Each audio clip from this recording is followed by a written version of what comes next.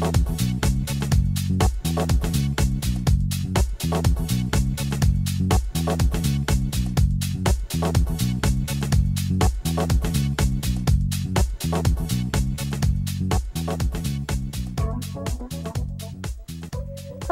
and welcome to Wired In. I'm Diana Galata, your host. I'm very excited because two of our young students are here with us today. First, Sierra Lewis from Phoebus High School, welcome. Thank you, I'm glad to be here. We're glad you're here.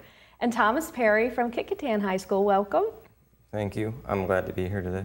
We're very glad you're both here. So let me explain to our viewers before we introduce you a little bit further. Sierra, you are our alternate liaison to the school board. Yes. And Thomas, you are the school board liaison for students, or the student liaison. And so we'll get into what that means in a little bit, but let's start with you, Sierra. Tell us a little bit about yourself. You grew up in Hampton, went to school here? Yes, I grew up in Hampton. I went to school here in Hampton since I was in elementary school. And where'd you go to elementary school? I went to Forest Elementary, okay. And then about around in 3rd grade, I went to Bryan. And for middle school, I went to Sims, Lindsay, and Spratley. Wow, okay. It was going around the zoning and everything, okay. But it was great middle school year, and now I'm in high school at Phoebus, so. And you're a senior? Yes, a senior. It's my senior year. Great. Exciting. Great. So Thomas, where did you grow up? You grew up in Hampton? Yes, I did. I was born, grew up here. Okay. Went to Phillips Elementary, then moved on to Sims, and then now I'm going to Kicquetan.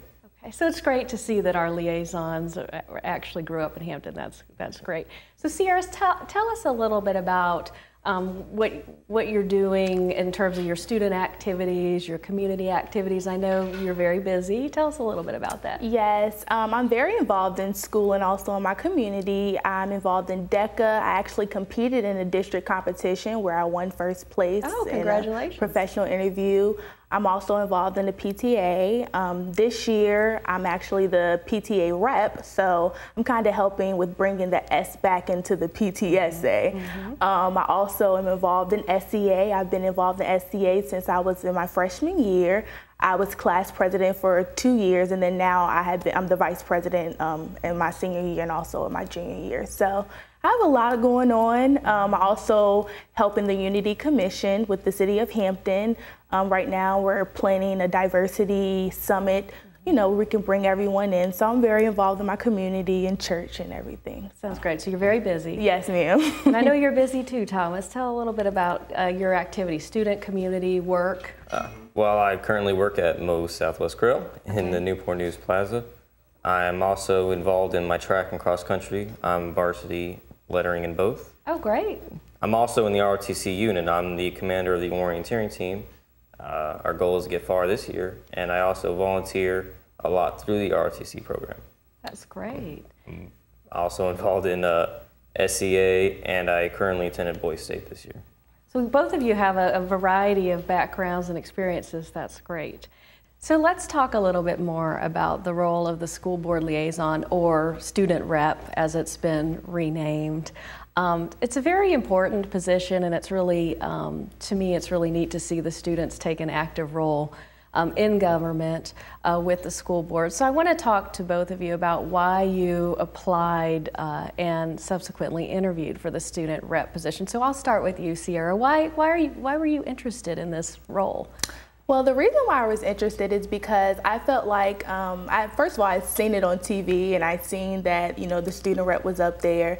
But I feel that it's very important to make sure that with, all of my peers, that we have a voice that is active and interactive with the community and with the peers, most importantly, making sure that they are getting their concerns and points across. So I just felt like it was kind of like a mission and my duty to make sure that I could do that. And that was one of the reasons I wanted to help with my community. I wanted to, be that voice for the rest of my peers. So that is the reason why I applied for it. That's great. And what about you, Thomas? I was told about this position through my guidance counselors and my RTC instructors as they were talking about it. I'm already involved with the Hampton Youth Commission, and I want to make a greater impact on my city and my school system. So I believed that running for this position would accomplish that.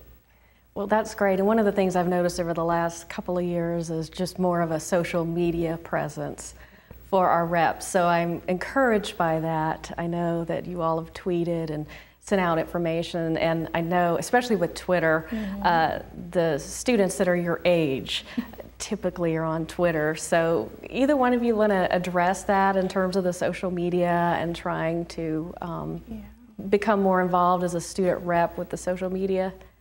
Yeah, I actually run our social media page.